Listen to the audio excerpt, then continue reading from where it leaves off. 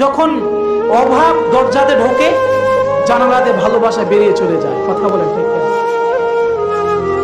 স্ত্রীর ইচ্ছা পূরণ করতে পারলে আপনি পৃথিবীর সবচাইতে ভালো স্বামী।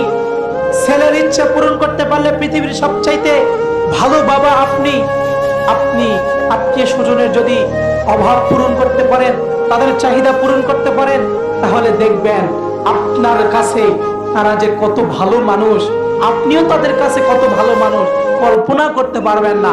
অভাবে পড়ে দেখেন কে আপন আর কে পর সেদিন বোঝা যাবে। কথা বলতে ঠিক কিনা? এই জন্য প্রিয় ভাই, রবের কাছে যাও, রবের কাছে আসেন। রব থেকে দূরে যাওয়ার সুযোগ নাই। যদি রব আপন হয়ে যায়, পৃথিবীর কেউ যদি আপন না হয়, আমার কোনো যায় আসে না।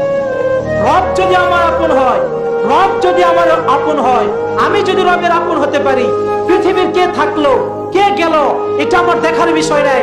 আমি আমার রবকে খুশি করব, আমি আমার রবকেই খুশি করব।